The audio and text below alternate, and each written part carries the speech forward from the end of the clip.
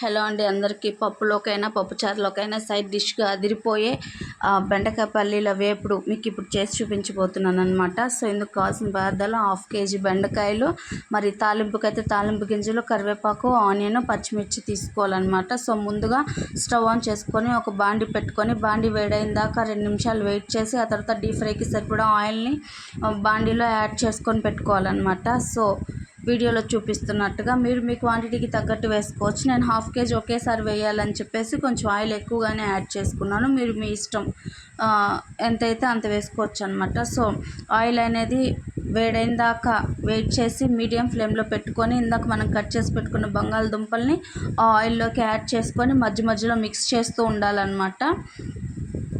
అది కూడా మీడియం ఫ్లేమ్లో మాత్రమేనండి, గుర్తుపెట్టుకోండి, లేకపోతే మాడిపోతాయి, అంత టేస్ట్ ఉండదు, చేదు వస్తాయి.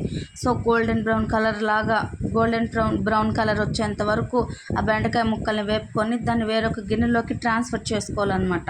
సో ఇప్పుడు మిగిలిన ఆయిల్లో ఒక గుప్పెడు పల్లీలు వేసుకొని అవి ఎర్రగా వచ్చేంత వరకు వేయించుకోవాలన్నమాట. సో ఆ వేగున్న వాటిని కూడా వేరే బౌల్లోకి ట్రాన్స్ఫర్ చేసి పెట్టుకోవాలన్నమాట. సో ఇలా పెట్టుకోవాలన్నమాట. సో ఈలోపు అందులో ఉన్న ఎక్స్ట్రా ఆయిల్ అంతా తీసేసి మనకి ఫ్రైకి ఎంత ఆయిల్ సరిపడుతుందో అంతే ఆ బాండీలో పెట్టుకొని ఆ బాండీలో ఆయిల్ వేడైన తర్వాత తాలింపు గింజలు, పచ్చిమిర్చి, ఆనియన్ వేసుకొని బాగా ఒక 2 minutes వేపుకోవాలన్నమాట.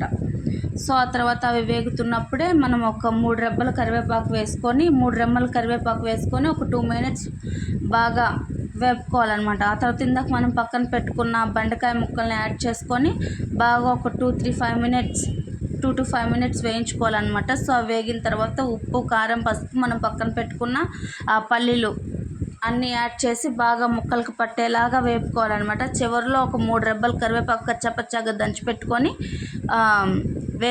తిప్పుకోవాలన్నమాట బాగా. అంతేనండి, ఎంతో టేస్టీగా ఉండే బెండకాయ వేపుడు రెడీ. నా ఈ రెసిపీ మీకు నచ్చితే please subscribe to my channel.